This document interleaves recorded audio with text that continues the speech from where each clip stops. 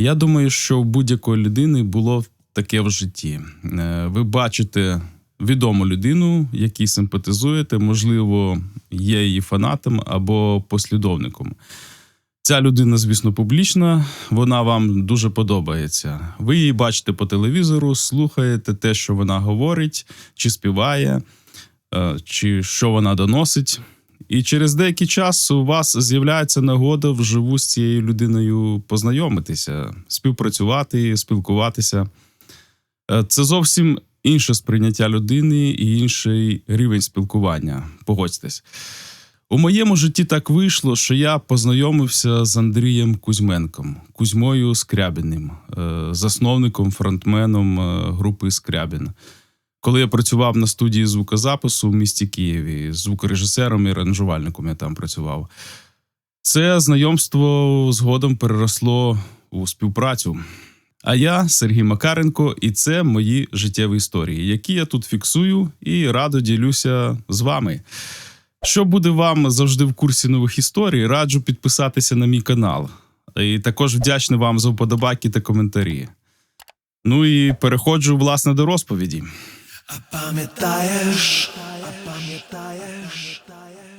Коли я перший раз почув пісню групи «Скрябін», це ще було їхнє тріо, це був ще старий Скрябін. Вони тоді ще працювали в стилі New Wave, електроніка, такий от Dark Wave. Це було після моєї служби в армії, здається, 97-й рік. Я по телевізору подивився і послухав пісню «Нікому то не треба». Нікому то не треба, я був ще вчора такий малий. Прийшли великі хвилі, забрали то все, що я ліпив. Мене це так пройняло. Для мене це був не то, що шок, а мурахи по шкірі пішли від цієї пісні. І текст, і музичне наповнення, і подача взагалі мене пройняли. Я подумав тоді, ого, це круто, це класно, що в Україні є такий гурт. До того я, в принципі, можливо, і чув Скрябіна, але не звертав так увагу на цю групу. А от «Нікому то не треба» для мене була знаковою піснею. Я взагалі на той період фанатів від євроденсу, тобто від західної електронної музичної сцени. І от якраз ця пісня «Нікому то не треба» мені дуже мене зачепила. Через роки, коли я відновив своє хобі, музику, і почав вже працювати професійно в музичному бізнесі в якості звукорежисера, а потім аранжувальника, доля мені підкинула шанс познайомитися із людиною з телевізора, яка на мене справила таке враження, і це був Андрій Кузьменко. Пам'ятаєш? Одного ранку я вчергове приїхав у Київ на студію звукозапису робити свою поточну роботу. І тут мені кажуть, що прийде Андрій Кузьменко для презентації запису своєї нової пісні. Я такий, вау, ого. Я ні разу так не спілкувався, не бачив його вживу. От заходить чувак, високий, веселий, жвавий, з жартами заходить і каже: «О, чуваки, я тут вам новий анекдот приніс». А він потім уже, як ми з ним роззнайомилися, кожного разу, як потрапляв на студію на нас в гості, він, до речі, колись співпрацював в якості ведучого в цій студії і записував програму «Слухоманія». Щодо мене, звісно. Я там ще не працював тоді. Отже, приходив він туди як до себе додому, і кожного разу: «О, чуваки, знаєте, новий анекдот, зараз розповім вам». І почав розказувати. Це в нього взагалі виходило дуже суперово. Тож я зазначу, що в житті Андрій був настільки щирий і відвертий, як і в інтерв'ю, коли я дивився його по телебаченню. І мене підкупляла його щирість, оця ненаграність. Він приходив на студію і вів себе так само, як у телевізорі, як і зі звичайними людьми поза камерою. Звісно, можливо, більше матюків було в нього. Не тих, як москалі матюкаються, а так, по темі доречно, а не для зв'язки слів. Але поведінка і людяність, він нормально спілкувався, не корчив із себе зірку, не було того пафосу, як деякі відомі виконавці приходять і корчать невідомо кого. Тобто велике ЦБ себе корчать. Я не кажу про всіх виконавців, але є такі. Він був звичайно нормальна людина. Якщо є настрій, він ділився своїм настроєм і не соромився цього. Якщо щось його не влаштовувало там по роботі або по якійсь взаємодії, він прямо казав, що це хуйня. Якщо все класно, казав, чудово, зашибісь, далі працюємо, валимо. Він був людиною прямою. Так от, прийшов він на презентацію. Це був кінець 2008 року, саме перед Новим роком. Презентував він тоді пісню «Тепла зима». У мене, до речі, збереглися деякі інтерв'ю, записи цих інтерв'ю, і я їх буду тут якраз і публікувати. Навколо пісні «Тепла зима» в цьому інтерв'ю було дуже багато розмов про політику. Власне, пісня була якраз, вона стосувалася політики і суспільства. Щоб не переказувати все це, я просто вам поставлю інтерв'ю, і ви самі зможете почути, як людина передавала свої відчуття і спостереження від того, що відбувалося в суспільстві на той період. І в житті країни, і куди це взагалі привело. Тяжко сформулювати той свій стан, який спонукає робити такі речі. З одного боку, логічно, і по всіх законах шоу-бізнеса вальнути новорічну пісню і поїхати постригти якісь гроші. Але коли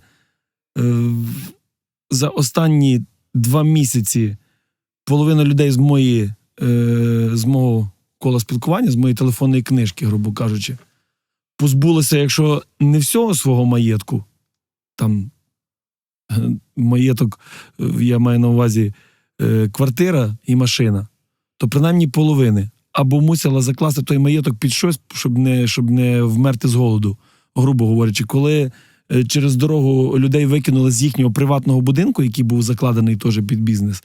Тобто реально в тій країні робляться якісь недобрі речі, і я, наприклад, не можу спокійно на то дивитися, тому що ми, український народ, є заражений якимось вірусом. Той вірус, то є вибори. От на вибори ми знову підемо і будемо голосувати за тих людей, які вже протягом 15 років останніх нас окрадають і пробують нас... таке враження, що вони на нас роблять експерименти. Вони нам придумують закони, і так як в стратегічній грі комп'ютерній, так дивиться, цікаво, як вони тепер виживуть. Вижили, круто. Вам тепер ще таку штучку. Знову вижили, прикольно. Тобто для них то приколи, а для нас то реальний завал. Ті всі нові штрафи, ті всі їхня політика зовнішня, внутрішня до одного місця. Наприклад, воно не може в мене вкластися в голові, і тому воно з тої голови вилазить в вигляді логічно поскладених рядків тої пісні. Тобто та пісня то є просто констатація факта. Просто такий крик, навіть не про допомогу чи про революцію, давайте станемо їх на вила візьмемо. Ні, я констатую факт і просто хочу добитися до тих людей, що вони послухали і поняли, що та вся біда із за нас самих, ми їм даємо то робити. Ми згоджуємося, ми йдемо за них, голосуємо, якщо ми проголосували за нього. Коли за Гітлера проголосували, от він показав, що він Гітлер. Проголосували десь там за Піночета, він показав, що він Піночет. Тобто на якихось початках ті люди вилазять. Так що, я не знаю, мені, наприклад, то не по кайфу, і я готовий з тим ділитися. І єдине, що просто я переконаний, що люди будуть боятися ставити ту пісню в ефір. Вони будуть боятися, тому що в нас як народ настроєний? Народ настроєний так, потрендіти в кулуарах, а коли приходять до діла, отак всім погано-погано, а коли треба зробити якісь чіткі явні речі, то, в принципі, натягнуть шапку на очі, так, щоб ніхто не бачив. І думає, ладно, хай там ліпше сусід піде, може по голові дістане, а я посиджу, подивлюся, що з того буде. І розумієш, у нас саме велика біда, що постійно відвертають увагу аудиторії української від серйозних політичних бід, які в нас тут відбуваються. Відвертають увагу, судять пісні, забороняють в ефірі пісні, які фактично незаймані, я би навіть сказав. Заборонили вчора серіал «Леся і Рома», розумієш? Визнали його аморальним. Розумієш? Тобто вони провокують постійно ситуації, які би в людей займали їхню увагу чимось. Розумієш? І саме гірше, що вони роблять, вони ділять той народ на 2 половини. Та пофіг, хоч 4 половини. Людина що хоче? Їсти, тепла і спокою. От і все. В принципі, три речі, які абсолютно кожного задовольнять. Навіть на самому гіршому етапі. Тепло, їжа, спокій. А потім там вже величезна там більша кількість тих складових частин. Основні 3 моменти. В Києві виключили воду, тепло і газ. Ну, комусь розказати про то навіть в тій Польщі, ну, я думаю, вони не зможуть того зрозуміти. Як можна собі дозволити ходити заголосувати за тих, хто в нас краде?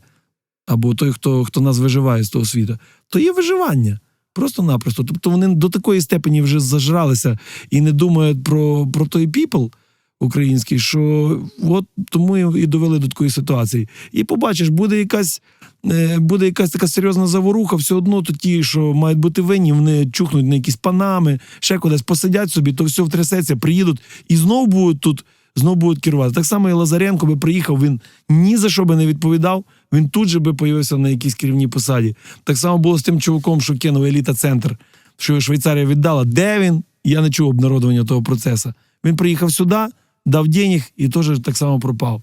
Так що нас просто привчили своїх супостатів лелеять. Ми їм допомагаємо цвісти і пахнути. А я от не хочу, щоб такий процес був. І тому то є та. Я маю змогу крикнути голосніше, ніж інші, от я й кричу. Ні, я абсолютно не маю навіть найменшої образи на основні маси людей, які от тоді бажали, так би мовити, мої кончини. Не маю абсолютно, маю на найближчих, там, на тих, що мене фактично зрадили, там 2-3 людей. Але основні маси, то їхня поведінка, то була дуже скрупульозно спланована системою політичною диверсія.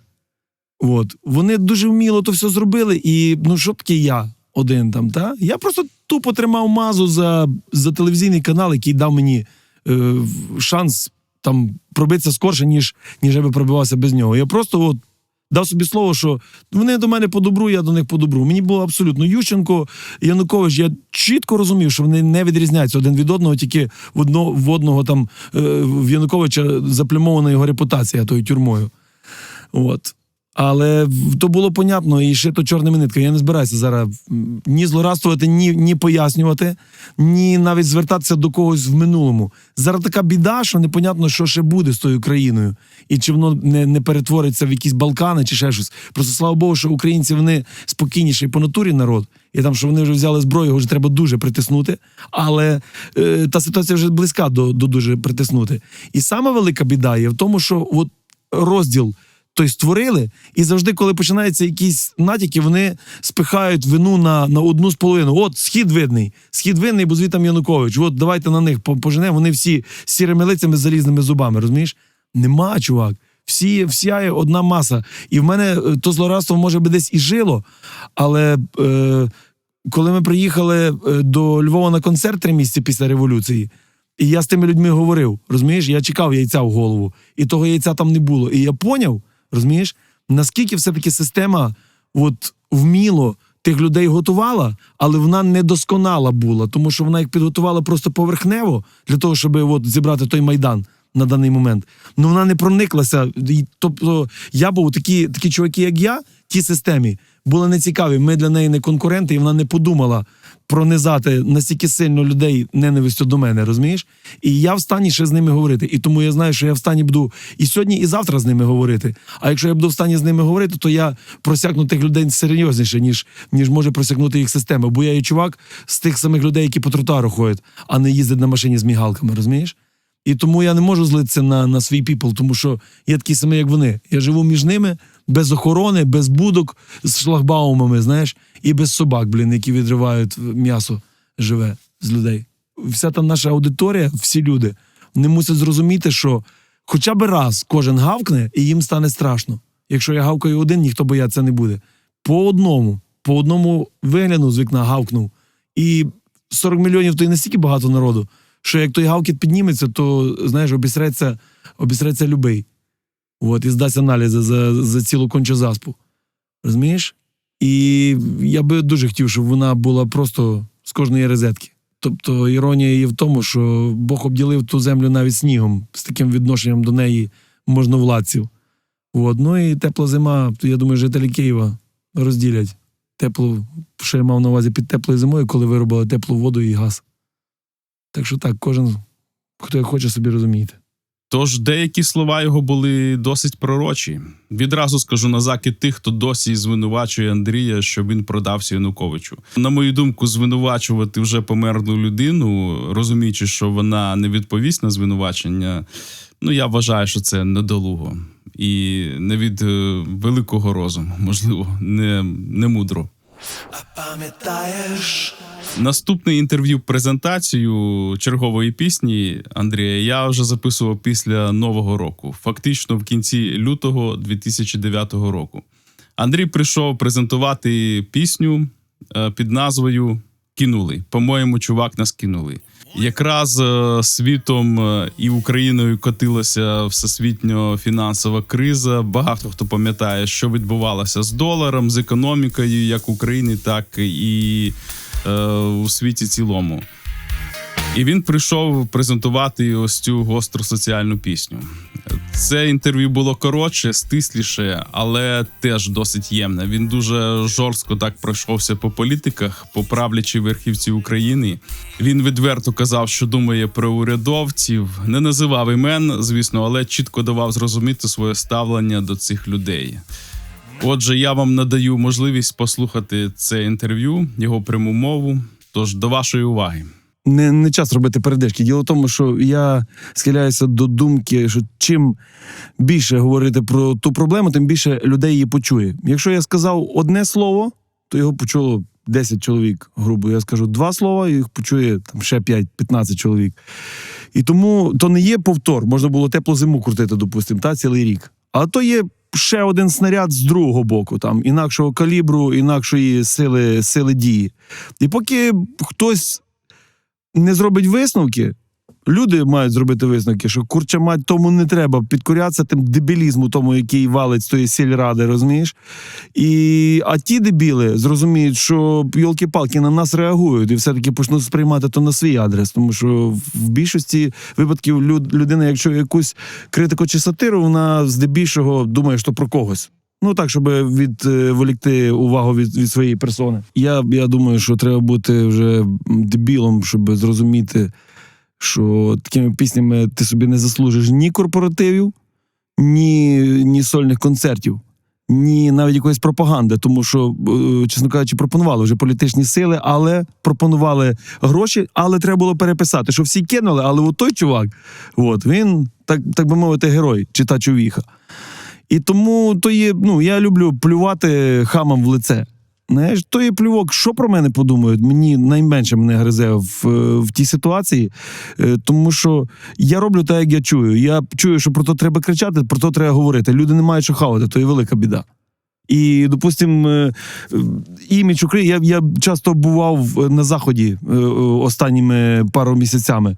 Італія, Словенія, Угорщина, Норвегія. Я можу сказати, що імідж нашої країни ніякий. Нема жодної людини в світі, яка би вивчила українську мову із-за поваги до України.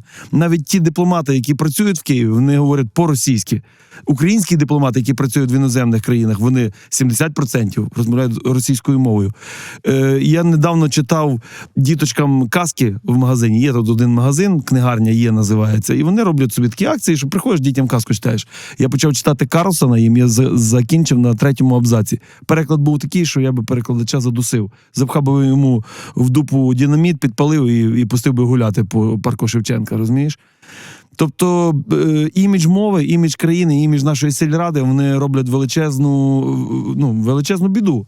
І тому про то неможливо не говорити. Є пісні про любов, понятно, але на них прийде свій час. Тобто зараз така біда, що народ в стані сприйняти якісь серйозні речі, тому що їх то болить. Коли людей не болить, вони слухають сердючку.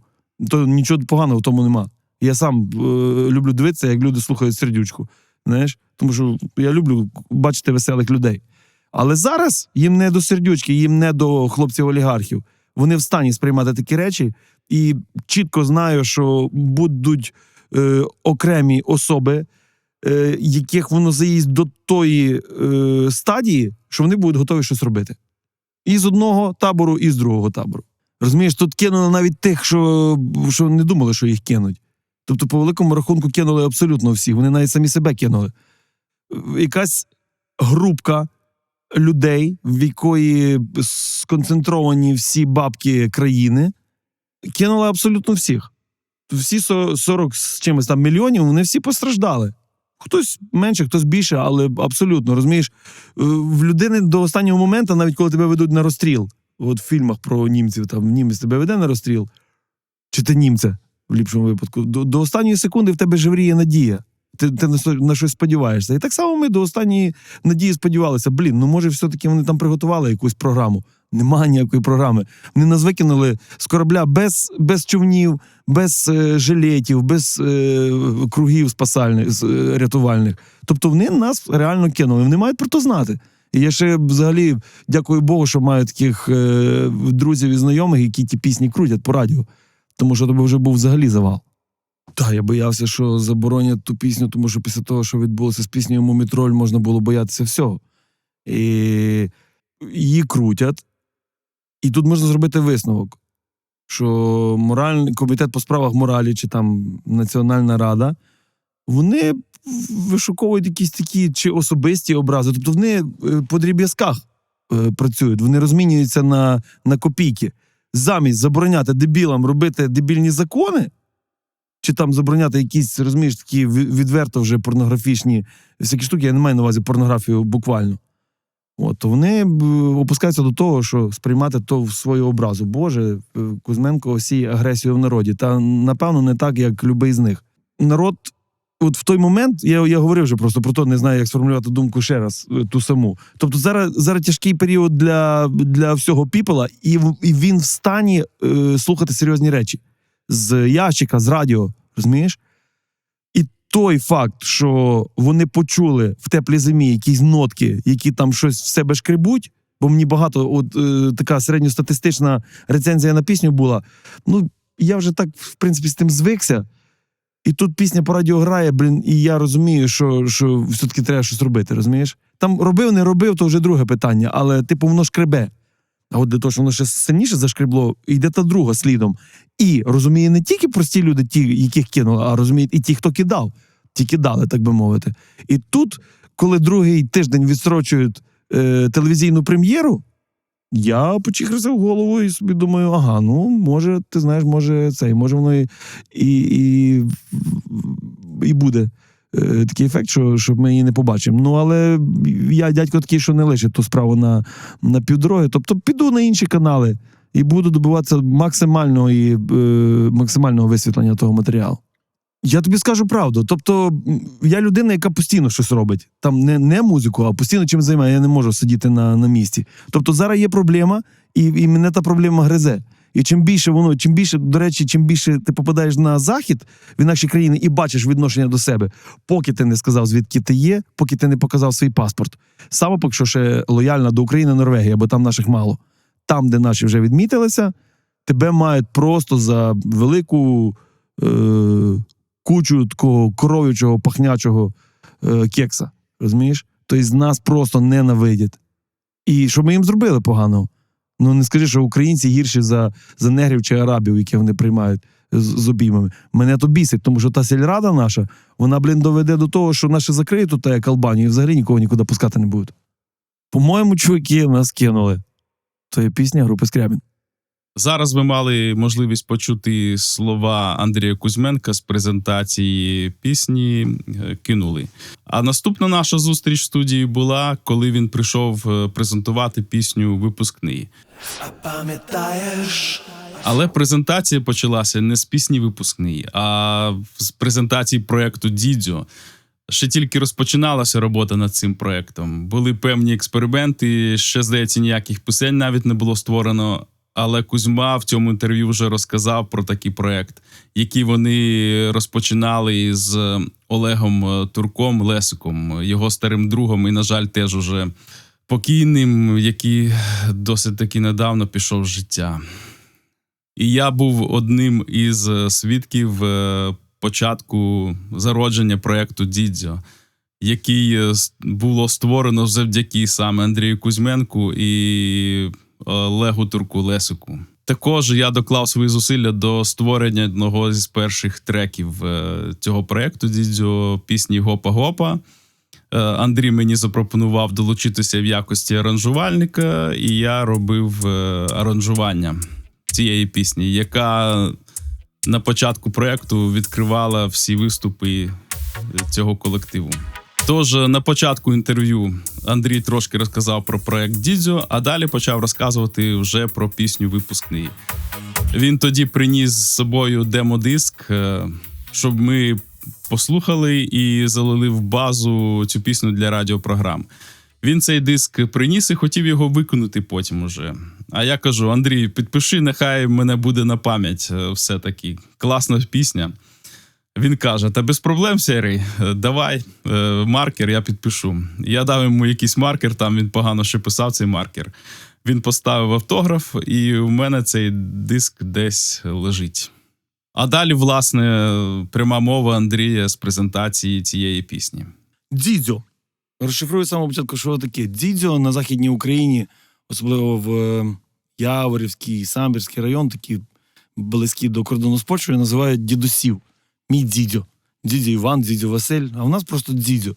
Тобто то є дідо, який фактично в Новояворівську був колись моїм сусідом. І по квартирі, і по дачі. І постійно питався, як там діла в шоу-бізнесі, а тепер вирішив приїхати і удивіть, так би мовити, той шоу-бізнес. Не знаю, чи то йому вдасться, але попробувати він мусить. Так як люба людина має право на якісь свої починання.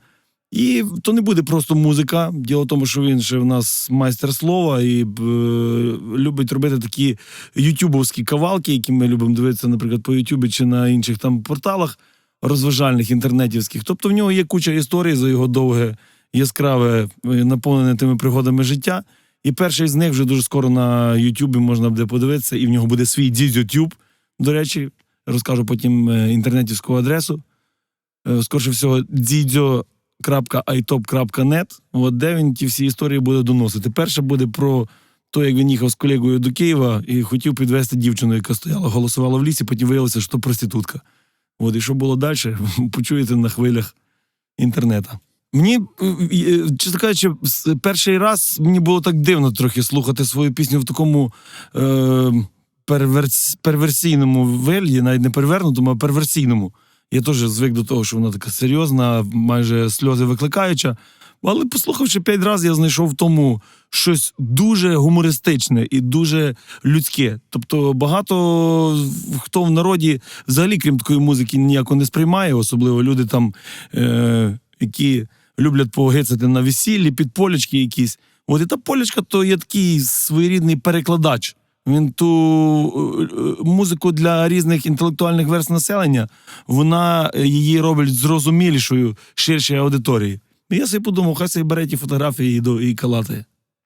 В нас є колеги, ми дружимо з сім'ями, і в один з разів, коли ми там сиділи і щось жерли в нас на кухні, вона каже: чувак, в тебе от куча пісень на всякі теми, а от на тему випускного в тебе немає. Я тут же, розумієш, мене пробило, тому що я якось страшно люблю, товаришую з ідеями. Як є ідея, дуже легко все робиться. Вона обростає якимись такими логічними, завершеними штуками, і виходить пісня про щось, а не висмоктана з пальця. І я тут же, поки вони ще сиділи, їли то, що вони їли на кухні, я побіг наверх в свою конуру і накидав там перші акорди, їм нічого не казав. І поки вони доїхав додому, я їм вже на мило скинув демку тої пісні випускної, тому що нічого придумати там не треба було. В кожної людини то було, в кожної то було по-теплому, по-особливому. І я просто згадав, як воно було в мене. І вийшло щось таке на кшталт старих фотографій. Тобто така пісня, яка буде жити довше, ніж сезон, допустимо, бо кожного року воно буде вертатися і якось так... Я, наприклад, якщо б вона не нагадала мені, якщо б вона взагалі ту тему не підняла в мені, я б вже її забув. І то би було зле, тому що воно коштує того. Той момент, коли ти прощаєшся з дитинством, він в тебе один такий момент. Тобто ти йдеш туди ще дитиною на той випускний, вертаєшся під ранок вже дорослою людиною, в якої зовсім інші проблеми, аніж щоб тато з мамою в щоденнику розписалися. І тому я рахую, що така віха в житті, яку треба відмітити. І хватить же політикам факи тикати. Слідкую, що відбувається з печатанням пластинок в нас і на Заході. І мені дуже подобається практика тих музикантів, які на пластинках не заробляють. Тобто все настільки доступно в інтернеті.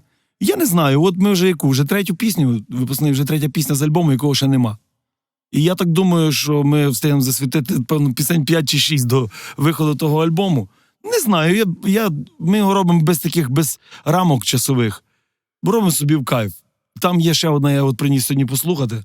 Завершили ми її, така дуже містична пісняра, але з гарним світлим кінцем. Тобто мені якісь сили навіть не давали її розвивати в певну сторону, ну ми про то колись пізніше поговоримо. От. Так що ми собі робимо в кайф, я не знаю. Я виключив елемент комерції в той раз, і мене абсолютно не інтересує, там, скільки та пісня має, чи 6, чи 7 хвилин, форматна вона, неформатна, от хай комерція той раз пройде десь збоку. Тобто завжди, ясно, ставилися собі задачі зробити якийсь компроміс між тим, що ти хочеш, і тим, що треба, тому що треба кормити і сім'ю, і 10 ротів, які грають в групі. А той раз, може із-за того, що час якийсь такий дивний, і от він своєрідно дав мені можливість зробити щось не за бабки. Потикати факи політикам або згадати якісь мегаприємні моменти з життя. І так воно в тому альбомі буде. Там будуть такі клавіші, педалі такі, які будуть нажимати в кожній людині щось. Тому що я вибираю такі історії, намагаюся вибирати до тих пісень, які кожному зрозумілі абсолютно. От, наприклад, та друга пісня під кодовою назвою «Пусти мене». Я зранку проснувся і почав згадувати собі всіх людей, які вмерли, кого я знав близько. З родини, там, з класу. В мене половина класу, до речі, на тому світі вже, представляєш? І сиджу, і от в мене вимальовується така картина, я пишу лист до Бога, знаєш? І прошу його, там питаюся, чи вони посміхалися, коли ти їх до себе брав, як то відбувалося. І пусти мене, я піду, їм скажу ті 2 слова, що не встиг, і пусти мене, я хоч подивлюся на них, хоч секундочку. Ну, в кожної людини, кожній цікаво, як воно там, знаєш, і чи є воно, чи його нема. І тут перший куплет, і перший приспів, і ти розумієш, я тільки сідаю дописувати, от там розвиваю ту тему, як я там з ними, мов, спілкуюся, знаєш, починаю фантазувати. І я то хворий, то температура, то засипаю, розумієш, мені постійно якась сила не дає того зробити. І потім зібралися знову ті ж самі Валіки, Валючики, його жінка і купа ще там знайомих у мене вдома сіли. Я їм пустив той перший куплет, вони такі кажуть, чувак, ти такі теми, типу, тут зачепив, що, певно, не варто.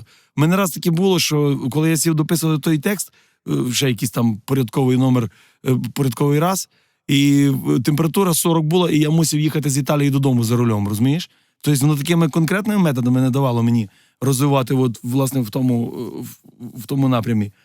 А потім вони всі такі, скажімо, не святі далеко перед Богом люди, знаєш, кожен щось десь вкрав, там вимутив, знаєш, щось таке, як кожен з нас. І підходить після них хтось, вони казали, не закінчуй ту пісню. І підходить такий Паша, він чоловік двоюрідної сестри Сані Пономарьова. Ми колегуємо з ними, вони з Пономарьовим самим ні, а з двоюрідною сестрою якось склалося. І він підходить і каже, ти знаєш, Андрюха, ти їх не слухай. Ти от її виведи і розкажи, попробуй розказати людям, що дійсно цінне в тому житті, знаєш. І я такий, йолки-палки, а точно, що ж я колупаюся в тому, про що я поняття не маю, як там на небі я з Богом, уяви собі. І пішов, і тут же моментально другий куплет, що ти познаєш, сюди до мене піднятися, ти завжди встигнеш. Ти от навчишся цінувати новий день кожен раз, коли сонце встає, найбільше щастя, коли ти зранку встав, йолки, я живий ще. Знаєш, от такі от речі. Так що яка тут комерція? Тут...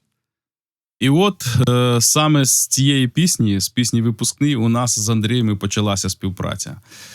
Я послухав цю пісню, вона мені чомусь нагадала його стару пісню «Шкільна любов», яка була в стилі італо-диско. Я подумав, а якщо теж цю пісню «Випускний» зробити в такому ж схожому жанрі, наприклад, якесь old-school диско. Оригінал пісні «Випускний» було так побудовано, що можна було зверху накласти альтернативне аранжування.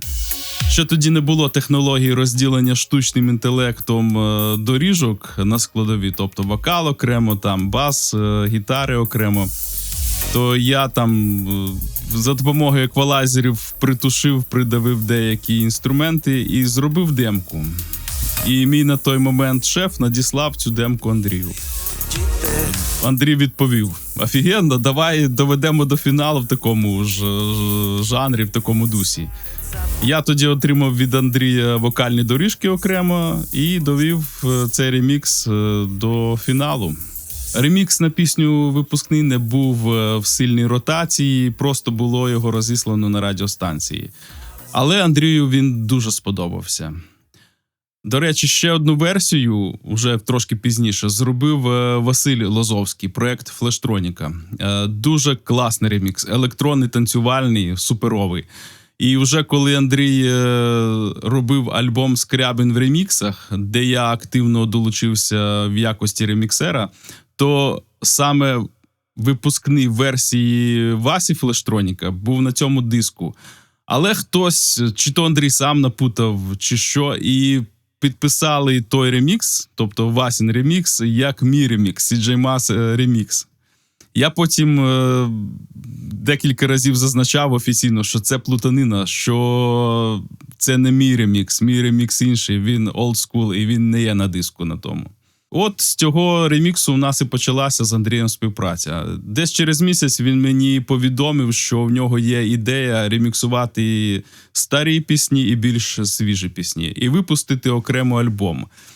І запропонував співпрацю. Я погодився, звісно. Він також запитав мене про вартість моєї роботи, моїх послуг, скільки коштує один ремікс на виготовлення. Оскільки я був тоді тільки початківцем і ще не працював серйозно у комерції, музичній комерції, я призначив досить невелику суму – $200 за ремікс. І ми стартували. Тож з того моменту ми почали з Андрієм більш тісно спілкуватися в плані музики і творчості. Зазначу, що я не був його близьким другом. Як він сам казав неодноразово і в приватних розмовах, і в інтерв'ю на публіку, після певних подій у житті в нього коло друзів дуже звузилося. Справжніх друзів було дуже мало. Було багато знайомих, але він намагався людей близько не підпускати, бо розумів, наскільки люди на загал цинічні істоти. Він опікався неодноразово. Як він зазначав, у його телефоні навіть був окремий список, який він назвав «Уєбани», і присвоїв цьому списку спеціальну мелодію. Коли телефон дзвонив і грала ця мелодія, він знав, що дзвонить хтось із цього списку. І або не брав трубку, або коротко зводив розмову на нівець. Ми ж були дуже добрими колегами, співпрацювали, але, як я вже зазначав, близькими друзями не були. І я вважаю, що це нормально. Принаймні, коли я йому дзвонив, навіть були моменти, коли не по співпраці, він мені завжди відповідав. Якраз от згадую випадок, уже під час Революції Гідності ми вже з Андрієм тоді завершили оці проекти по реміксах і рідше спілкувалися.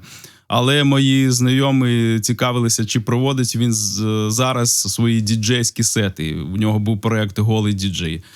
Я йому тоді подзвонив, він спочатку не зміг взяти слухавку, а потім він уже сам передзвонив і питає: «О, привіт, Серж, що ти хотів, щось термінове?»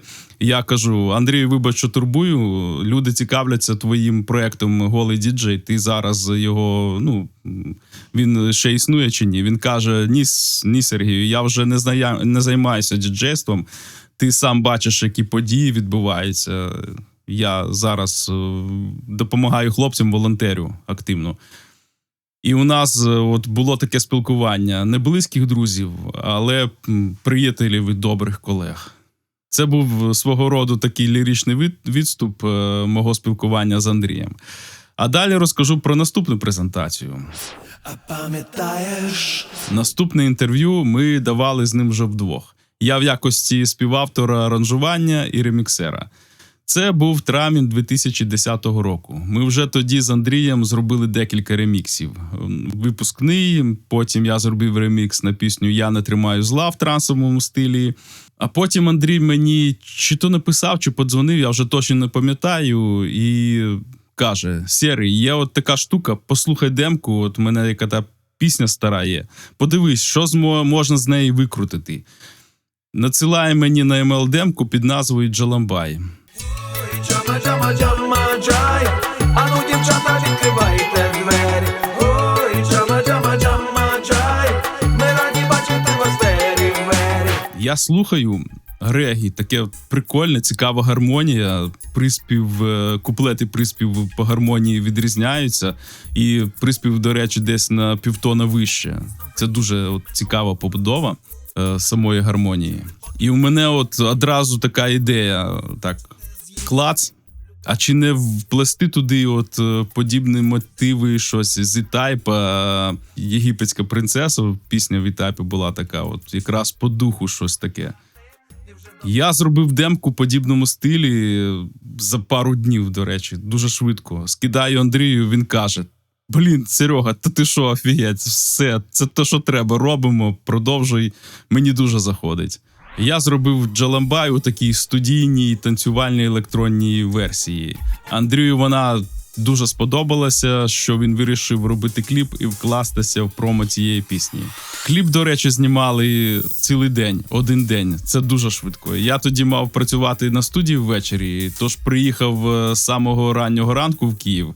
Мене забрали хлопці з групи Скрябін на мікроавтобусі, і ми поїхали на острів, на Трухані острів, біля Північного мосту. До речі, локацію шукали досить таки якимось експромтом. Все відбувалося в експромті в такому. Знайшли локацію якоїсь чи то недобудови, чи недобудови невеличкого ресторанчику чи кафе, який знаходився недалеко від пляжу.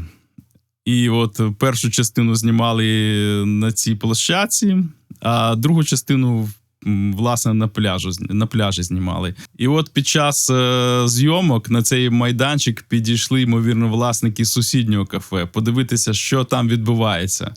Два досить таки габаритних молодих чоловіка східної зовнішності. То Андрій швидко знайшов з ними спільну мову і зробив зйомку декількох дублів приспіву з ними в кадрі. Але ці сцени не увійшли у фінальну версію кліпу. Ця пісня однозначно була гітом літа 2010 року. Вона лунала майже з кожної праски тоді. І далі надаю вам можливість послухати наше спільне інтерв'ю з Андрієм, презентацію до пісні «Джаламбай». Я з дитинства мріяв про зробити пісню на літо. І так що мріяв, відкладав. Один раз, по-моєму, колись вдалося. То було то моє море. І то вона була така дуже відносна на літо пісня, знаєш, для людей з викривленим почуттям свободи. І тут я сів вечірком, нашмаляв то регі, всім, кому не показую, кажу: та, чувак, старпьоровська тема, типу, знаєш, Боб Марлі, знаєш, 70-ті роки.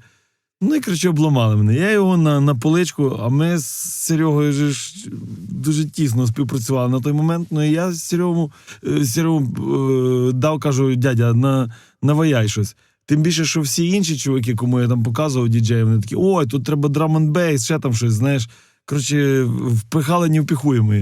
От. І так вийшло, що Серий лабанув такий трек, що мені він сподобався більше, ніж оригінал, і ми його беремо на розкрутку. А так як альбом реміксовий, от, і я вирішив туди дві версії того «Джаламбая» дати, так як нового сінгла. Першим стоїть Серегин ремікс, і останнім стоїть там ще Джельсоміно. Награв, але він з якимось мега-інтелігентним саксофоном, коротше, я в нього в'їхати не можу. Оригінал буде на Скрябінському альбомі, як просто одна з пісень колись там, зовсім не літом. Мені регі взагалі-то подобається. І подобалось завжди. У мене колись був трек такий, колись іще лабав, давно. Був трек теж про літо, про море. Ну і він так навіяв Андрія трек. І так така суміш вийшла, що вирішив зробити нормальний регі-ремікс. Тепер купляй собі труси в квіточки і на кліп бистро. Я нецензурний не знаю. В мене, от, знаєш, я не бачив в словнику нецензурчине слово «Джаламбай», але тут гра слів. Починалося просто з джа, там, Джамейка, знаєш, тобто по канонах музики регі. Той звук джа, він там має бути присутній. І так, як пісня починалася з регі, було джама-мама, джама-джама, а потім Скряба приїхав з Новоярська, каже: чувак, а чого не Джаламбай? Чого ж ти так пропускаєш повз увагу, знаєш, наше любиме слово нашої молодості? І ми згадали, що ми називали словом Джаламбай, і тим більше воно дуже гарно в'яжеться, що прийшов Джаламбай, дівчата, відкривайте двері. Я взагалі люблю, мені подобається, останні 10 років досить часто виходять такі дуети, От як, наприклад, роблять Junkie XL, там, да? Вони запрошують Гегена, Роберта Сміта, там Бирна запрошували до своїх треків. І тут фактично вийшло таке, що Сірий мене більше запросив, ніж я Сірого. Тому що він музон переваяв, тобто там регі і не пахне, в принципі, в його версії. В нього вийшла така дискотекова, кайфовий дискотековий хіт. От. Пам'ятаю навіть той момент, коли я в Берліні купив собі JXL, той альбомчик, і втиснув із 15 треків 10 мене порвало на куски. От я мріяв, щоб щось такого плану зробити. Понятно, що вони більш альтернативніші, допустим, ніж нас вийшов. Ну, але в нашій країні тяжко взагалі з альтернативною музикою, і все-таки хотілося чуть-чуть розбавити той наш серйозняк, такий, особливо за останні пару років, от чимось таким легшим саундом. Хватить смурити, хоча б літом. Я Сіджей Марс. І я Кузьма Скрябін. Слухайте наш новий трек. Джаламбай. Це однозначно була одна із знакових робіт як для мене, так і для Андрія, і дала досить такий корисний досвід, цікавий корисний досвід. Потім в мене ще з'являлися інші проекти, я робив ремікси для інших виконавців, до речі, по наводці Андрія, який рекомендував мене як реміксера. І ось тут я хочу зробити невеличкий відступ і поділитися власним досвідом. Ніколи не поєднуйте кілька проєктів одночасно. Коли працюєш над одним проєктом і підключаєш інший, ти починаєш розпилятися і нормально не працюєш ні над тим, і ні над іншим проєктом. Завжди от треба зробити щось одне якісно, а потім приступати до іншого. Тому що вигорите, якість знизиться, буде не той результат, не тої якості, і в результаті отримаєте депресію і поганий фізичний стан і емоційний. А далі хочу розповісти трохи про презентацію пісні «Говорили і курили». А пам'ятаєш? Я вже точно не пам'ятаю рік запису, метадані не збереглися, на жаль. Здається, ми вже тоді випустили альбом реміксів на пісні групи Скрябін, і Андрій приніс «Говорили і курили» на презентацію, тобто записувати інтерв'ю. А ремікс, власне, на пісню «Говорили і курили» з'явився отак. Андрій мені тоді казав: «Сєрий, подумай, як можна зробити, щоб звучала ця пісня в реміксованому танцювальному стилі». Я досяг того звучання, яке було потрібно, і ремікс побачив світ. А далі пряма мова Андрія з презентації оригінальної версії цієї пісні. От. І я їх не буду засвідчувати. Тобто вони будуть на альбомі, але там не буде сказано, що та про нас, та не про нас. Пісня «Говорили і курили», понятно, що не про нас, але в мене була така ситуація, так що вона автоматично може бути і про нас. Тяжко знайти людей, кого в метро не притискали до симпатичної чувіхи, і потім вони жили 70 років разом. От. І тому історії двох. Я наїздився на концерти своїх ідолів з 80-х років. Я їх назбирав в кулачок щасливої руки і дозволив собі за один рік побачити і Human League, і Ховарда Джонса, і групу ABC. Боже, навіть страшно сказати, China Crisis. Багато кому ті назви, ясно, нічого не говорять. Але я на ті групи не то що молився, тобто вони були для мене в якийсь час більше, ніж Депеш, більше, ніж Cure, тому що вони, напевно, були фундаторами того стилю, яким потім скористалися ті, хто на ньому заробив гроші. А ті хлопці так лишилися в тіні, залишилися таким потужним базисом, але той базис треба було знати. І я в тому році відвідав, певно, з 10 таких концертів, самий крутий з яких була група OMD. Orchestra Manoes in the Dark.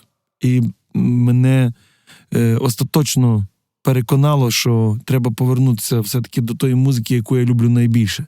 От, і той альбом буде витриманий в тому звуці, можливо, навіть без активної допомоги хлопців зі Скрябіна, тому що від чуваків, які молодші на 2 покоління від мене, було би несправедливо вимагати, щоб вони приймали участь в композиційно в тому альбомі, тому що вони не знають канонів, не знають правил тої музики, грати вони його, ясно, будуть, от, але придумувати я собі залишу ту приємність, напевно, тільки за собою і за тими людьми, які знають в тому смак.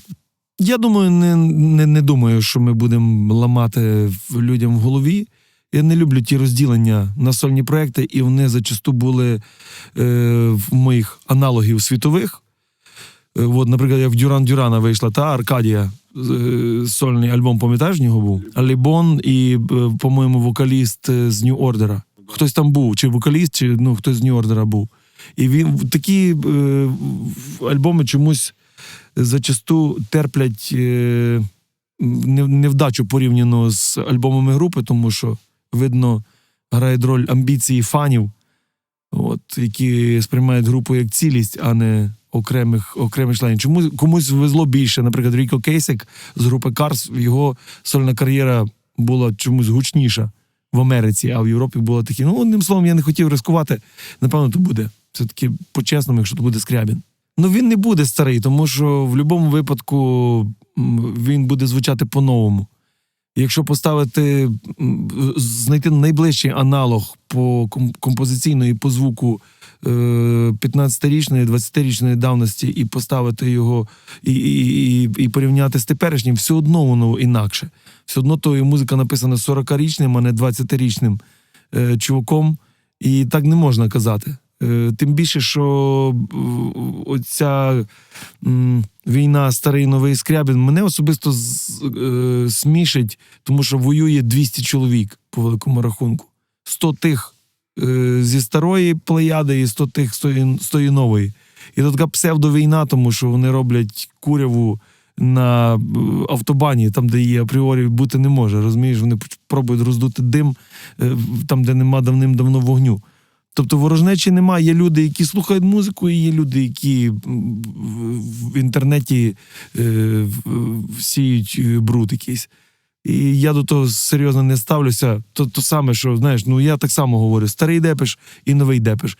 Але я розумію, що я точно такий самий придурок, якому просто лінь в'їхати в новий Депеш Мод, розумієш, і перейнятися його якимись новими причинами, чому він зараз такий, а не інакший. Я його сприйняв з молоком мами, коли мені було 13 років. І ясно, що я присвячував йому масу часу для того, щоб слухати його і вивчати. Я чесно признаюся, що я новий альбом навіть не слухав, тому що, почувши 2 сингли, вони мене просто не привернули мої уваги. Я, напевно, вухо було настроєне на музику трошки легшого гатунку. Може, я просто застарий, щоб їх сприйняти на Депеш далі на хвилі, не знаю. Але чітко розумію, що то є амбіційна сторона фанів і музикантів, знаєш, ділити на якісь шуфлядки. Є U2, і пофіг кому воно старе чи нове. Є Cure, пофіг кому який він, знаєш. Є Скрябін, і хай він буде Скрябіном в любій своїй реінкарнації. Обіцяв я тобі колись, що поїду далеко в гори, як розказував Тарас Григорович Чубай, і я пішов в ті далекі гори і сів там, і закрився, і вальнув ще рівно стільки, скільки було написано. Тобто, я так думаю, що 50% вже точно є. Перечитував їх спеціально на тверезу голову, потім на другий день ржав. Там, де не ржав, там доробляв так, щоб ржати. Маю надію, що відшліфую її. Не хочу видати сурогат. Ціло її не написав по тій простій причині, що усвідомив собі, що матеріалу набагато більше, ніж я був в стані зафіксувати за такий час. Так що, думаю, що дасть Бог в тому році. Я б дуже хотів з Абаба Галамагою зв'язатися. Мені подобається його підхід до книжкопечатання. І взагалі він мені, як український лейбл, напевно, найбільше пасує до душі. Тим більше Малковича, він сам персонаж такий, знаєш, якого тяжко собі засоціювати з чимось неукраїнським. І тому буду говорити з ним. Привіт, це Кузьма Скрябін і презентація нашої нової пісні «Говорили і курили». Ви щойно чули інтерв'ю Андрія Кузьменка з презентації пісні «Говорили і курили». А останнє інтерв'ю, яке в мене збереглося, це було інтерв'ю до безперечного гіта. Пісня «Місця щасливих людей». А пам'ятаєш? Було записано навіть версією польською мовою. На жаль, записи в мене не збереглися цієї версії. На мою думку і думку багатьох людей, це реальний гіт. Вокальні партії до цієї пісні Андрій писав не на студії на Хаті Рекордс, де зазвичай записувалася група Скрябін, А ми домовилися, і я записував вокали Андрія, гітарні партії музикантів безпосередньо на студії в Києві. До речі, теж робилося декілька версій тієї пісні. Андрій хотів саунд в стилі старих The Cure. А мені ця пісня нагадувала звучання групи Алфавіль, пісні Forever Young. Просторове таке, повітряне. Я зробив свою версію, Андрій тоді сказав: Серега, дуже інтелігентно, але не те, що я хочу, не канає. Тому моя версія була як напівофіційна, тобто вона теж була оприлюднена, але розкручувалась версія, яку зробив знову ж таки Василь Лозовський, проект Флештроніка, який зробив якраз в тому стилі, який хотів Андрій, тобто в стилі The Cure. Тож далі слова самого Андрія щодо цієї пісні. І так, і ще пішла в народ третя назва. Почали собі, я бачив, як занотовували люди, яким я давав її слухати, без оприділення назви чіткої, Мальдіви чомусь. От. Я собі так думаю, що буде «А пам'ятаєш?» і в дужках «Місця щасливих людей». З тої половини. Якось так склалося, що раз на років 5, незалежно від мого втручання, виходить така підсумкова пісня за якийсь відрізок життя. І, певно, підходить якась така охота, що хочеться, знаєш, тим пережитим з кимось поділитися. А так як тих колегів стає в колі щораз менше, от волею судьби вони якось відходять постійно. Ну, недавно з Санєю Скрябіним попрощалися, не буду розказувати страшну історію теж. То набухає, потім хочеться так: люди, а от, знаєш, розкажу вам. І от вона одна з таких. Тобто, щоб було зрозуміло, старі фотографії теж одна з таких. Люди як кораблі теж одна з таких. Що от наболіло, і хочеться вилити то молоко на стіл. Десь мене прорвало років, напевно, 10 тому. Я взагалі жлоб по життю. Мені шкода тратити гроші на одяг, на їжу. Я так часом можу сидіти, знаєш, і зривати зі стіни обої і жувати. Ну, до такого вже давно не доходить, але і мені тяжко гроші заробляються. І тому я, напевно, виробилося таке відношення до їхньої трати, що мені дуже шкода. Не шкода, наприклад, на жінку і на малу, але на себе дуже шкода. І років 10 тому прорвало мене, от мені абсолютно не шкода тратити гроші на подорожі. Я не звертаю увагу на ціну бензина в Франції, наприклад. Звертаєш, звичайно, коли з Франції переїжджаєш в Німеччину, вона там майже в 2 рази менше, і ти так чуєш: я дома майже, знаєш, чуєш німецьку мову і вже кидаєшся на шию їм. Але ті місця, вони засідають в голові якимись такими пластами, от як в бібліотеці, оті шафки. Тут класика, тут фантастика, тут наукова література. І вони так само в тебе в голові виявляється така величезна бібліотека з пустими кімнатами. І вони заставляються книжками. Дуже комфортне відчуття, коли ти проходять роки, а в тебе оті сцени з життя живуть. То не сцени побутові, то не сцени там на подвір'ячку твого будинку, де ти жариш з друганами шашлики, а то чудеса. Чудеса рукотворні, чудеса чийогось інтелекту, чудеса природні. От, наприклад, бувши там за ICTV на зйомках програми 2 тижні тому, я собі окремий готель зняв від всіх, бо я знав, що там буде часопроведення таке традиційне українське, знаєш, дешевий супермаркет і квас до ранку. От, я собі зняв у французькому селі на острові Озера. Той готель мій коштував 3 рази менше, ніж жили всі, але вони жили в Парижі. Я жив в селі. По-перше, я вилічив собі мозок на наступні місяці 3-4, а по-друге, в максимальній близькості від того містечка були історичні французькі місця, про які там широкий загал абсолютно нічого не знає. Наприклад, Барбізон. Малесеньке містечко, яке оточене дуже красивими такими холмами, як Прикарпаття. І на них засіяними пшеницею. І в тій пшениці пробиваються маки, і от перспектива збудована таким чином, що воно виглядає не так, як, наприклад, в Україні. От рівне поле, знаєш, там з маками красиво, але нема от тих перекликання тіней і світла. І до імпресіоністи їздили туди, в то містечко, на пленери. Вони таскали з собою фарби. До речі, тюбік був спеціально придуманий для тих людей, щоб фарби з собою в тюбіку возити. З Барбізона пішло. І там на тому місці організувалася барбізонська школа цього імпресіонізму, уявляєш? І то було 10 кілометрів від мене. І я пропадав в тому Барбізоні, лазив там між тими будинками, там, де Руссо, Мане, Моне ходили, малювали. От такі от цікаві штуки. Потім 10 кілометрів від мене було Фонтенбло. Виявляється, що Фонтенбло набагато красивіше, ніж Версаль, розкручений і має набагато багатшу історію. Бо Наполеон, бувши рагулем в душі, але знаючи ціну там літературних витворів і взагалі витворів мистецтва, він то все, що він награбив, він тягнув туди. І в нього в тому замку така унікальна еклектика, то така царська общага, знаєш. В тій кімнаті жив Наполеон, наступній жила Марія Медічі, там в наступній ще хтось. І вони отако ходили, потім реально як по гуртожитку там в КПІ, знаєш, просто дуже круто обставленому. От. І такі речі, вони лишаються надовго, і із-за того, напевно, появилася пісня, в якій безпосередньо якісь життєві важливі моменти зв'язані безпосередньо з географічним місцем, в якому вони відбувалися, тому що та асоціація для мене дуже явна. І замічаю багато наших людей за кордоном, і з радістю для себе помічаю, що вони починають відходити від таких традиційних туристичних маршрутів, починають даритися в книжках, в бібліотеках, в інтернеті і вишуковувати щось таке, от, де не проторена, де нема асфальтової доріжки для туристів і роздають телефон з гідом на 6 мовах, а де треба самому піти і поколупатися. Наприклад, замок Мон-Сен-Мішель на кордоні Нормандії і Британії, за який там йде постійно боротьба, і річка міняє своє русло. Виходить, що він то в Британії стоїть, то в Нормандії, де відливи на 18 кілометрів від берега, уявляєш? В 3 годині прилив, в 9 годині відлив. Вода на 18 кілометрів пішла. Якщо ти пішов, Гагу відкрив, пішов собі збирати устриці в океан, то вода приближається зі швидкістю коня, який скаче галопом. І ти загинеш в тих пісках. Воно такі цікаві моменти.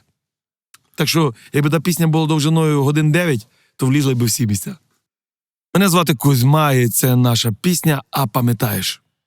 Це було останнє інтерв'ю, яке в мене зберіглося в архіві з записів інтерв'ю презентації Андрія Кузьменка. Зазначу, що буде ще один сюжет, де я буду більш детально розповідати, власне, про роботу над реміксами і про їх перевипуск після трагічної смерті Андрія. Тож у наступному сюжеті я покажу вам відео сесій цих реміксів, і ви побачите, почуєте фрагменти версій вокалу, які накопичувалися, що було цензуровано, а що ні.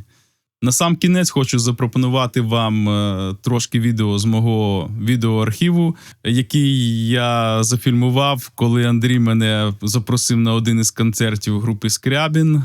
І я це зняв на дуже старий цифровий апарат, витягнув це відео як міг по якості.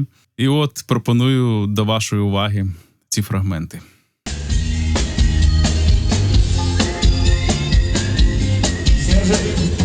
Дай Сережі 4 білети, будь ласка.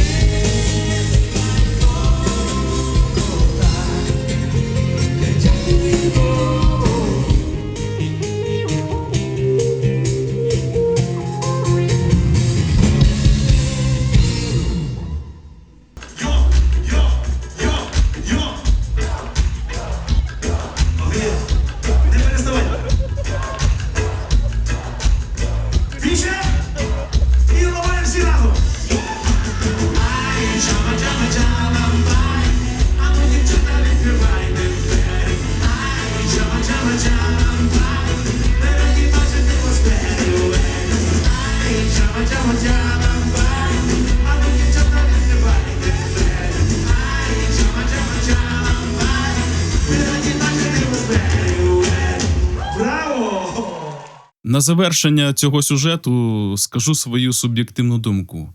Андрій Кузьменко не був там генієм, суперменом або негідником. Він був просто щирою, життєрадісною людиною. Ну, погодьтесь, одна людина не може бути гарною для всіх. Але він був все-таки щирою, відвертою людиною. Не соромився казати на погане – погане, на хороше – хороше. Він не був дволиким. Можливо, ця щирість зіграла з ним на добру штуку. Я не хочу розводити тут конспірологію, але мені здається, що його смерть не випадкова. Це була не автокатастрофа. Я знайшов і зберіг відео з концерту вже після початку війни на Донбасі, де він виступав перед бійцями на Майдані Незалежності. Там є його слова. Мені здається, що не тільки за ті слова, а взагалі за подібні вислови, скоріше за все, йому могли підлаштувати цю смерть.